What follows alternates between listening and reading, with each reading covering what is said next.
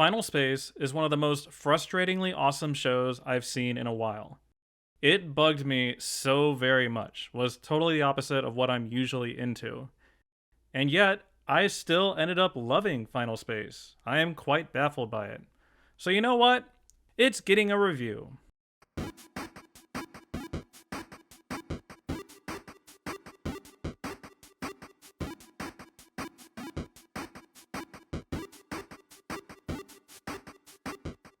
Final Space is a science fantasy series which follows the adventures of Gary Goodspeed, a prisoner serving his sentence alone in space. He runs into this green creature he calls Mooncake and gets himself tangled up in a power struggle that threatens to destroy the Earth. You know, the typical sort of science fantasy genre things. Very shooty with the laser guns, a lot of poorly planned heists, characters in peril, and reckless flying. This show is definitely more of a Star Wars than a Star Trek.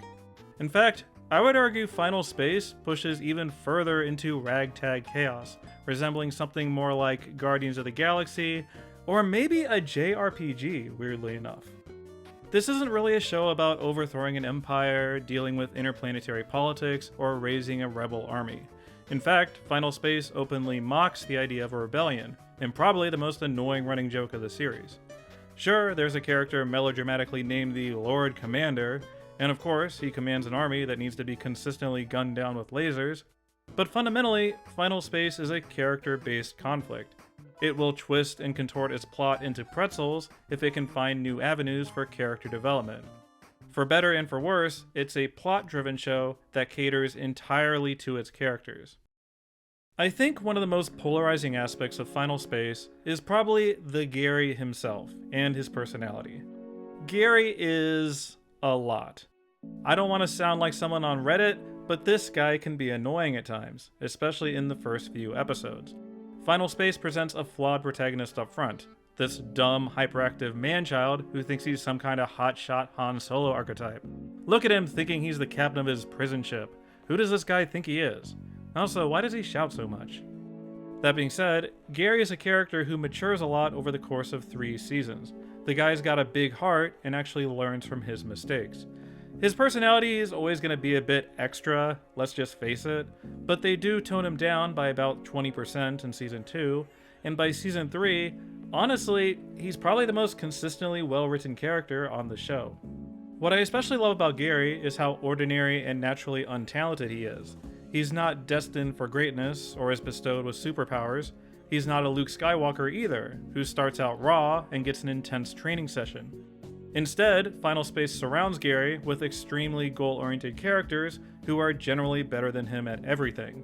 Avocado is great at shooting people, Hugh, the ship's computer, is Mr. Logical, Quinn is intensely pragmatic and sees the big picture.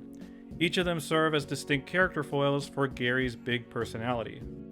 Even more importantly, these characters are well suited to each other thematically. Take Gary and Avocado, for example. As we learn more about their backstories and individual goals, it makes so much sense psychologically what they see in each other, why they develop such a strong sense of loyalty. Needless to say, Gary and Avocado's bromance is incredibly wholesome. With someone like Hugh, the ship's computer, the show has to resort to different means to link the two of them. Hugh's character development is directly linked to Gary's development, as he gathers more data on him. In my opinion, Hugh very quietly has the most compelling character arc of the first season.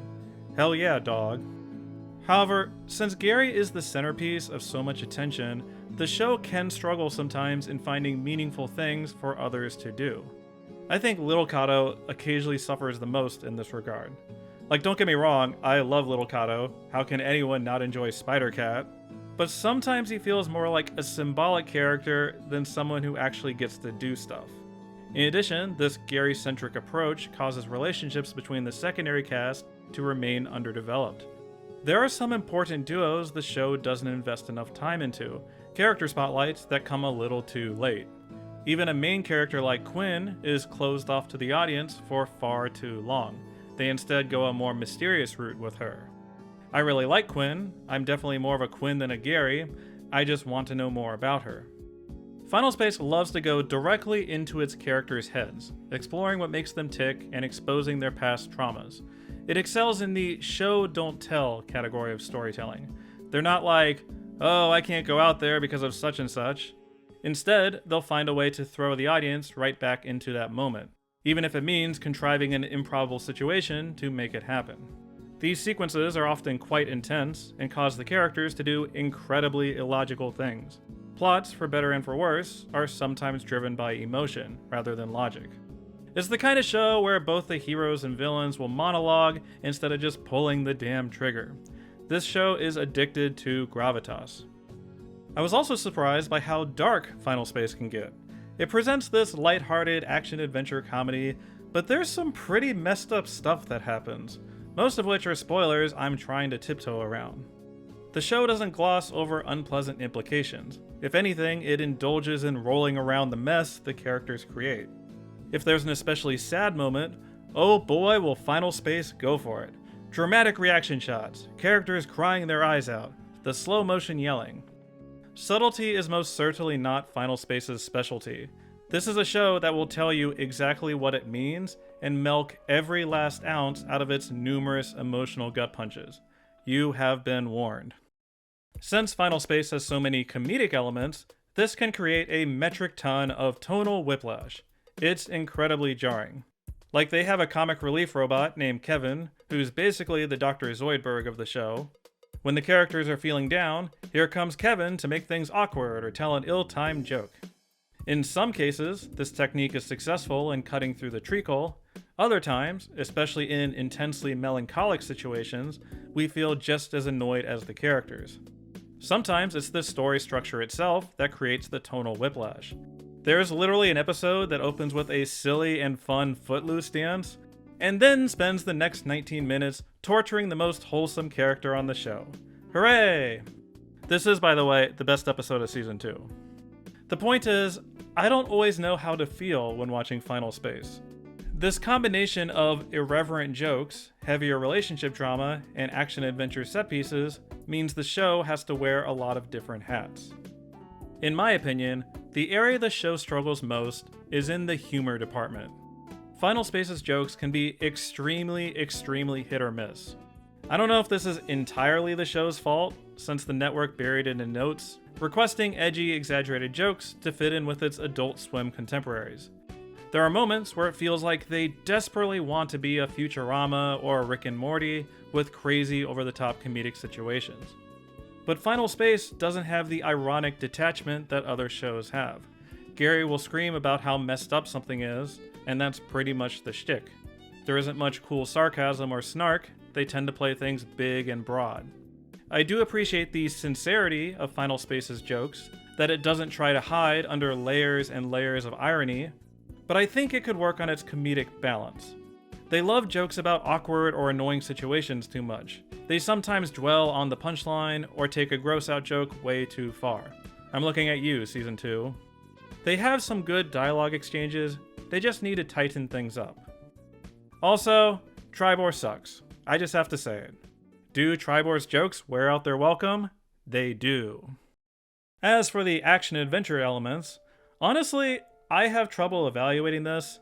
I'm a Simpsons reviewer, and I rarely connected to these kind of shows, even when I was little. Like Power Rangers would come on, and there'd be this villain who's all, "Now I have unlocked the ultimate power of destruction!" And I was just like, this is really weird. There's a lot of that in Final Space. The Lord Commander is a super cliched villain in many respects. These dramatic showdowns feel exactly like something out of Star Wars or a Marvel film. Final Space leans really hard into these sci-fi tropes. And from an action perspective, there aren't a ton of scenarios I hadn't seen before. Lava fight, throne room fight, space battle with turrets and TIE fighter things. Very familiar stuff. But to their credit, they are generally executed well and feature some beautiful animation. Also, I love how ridiculously over the top the villains of this show are. David Tennant plays the Lord Commander, and you can tell he's having such a good time. He's practically spitting his way through some of the dialogue. It's hammy and glorious.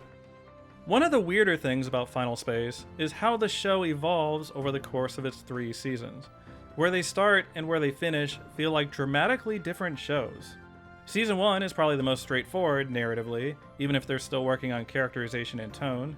They do this in media res framing device for every episode, which is exceptionally well done. There's some memorable music sequences here too, so haunting and moody. Season 2, on the other hand, adds some wacky new characters and takes more of an episodic approach.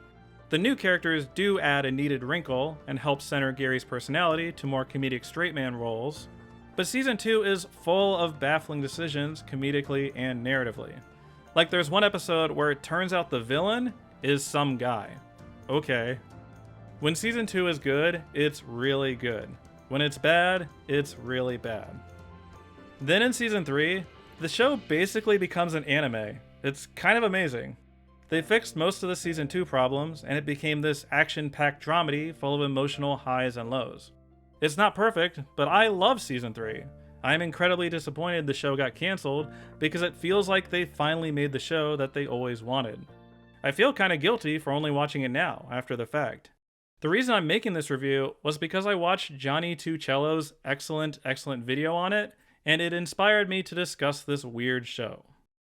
To make a long story short, I was genuinely surprised by how much I enjoyed Final Space, especially since it was a relatively slow burn for me.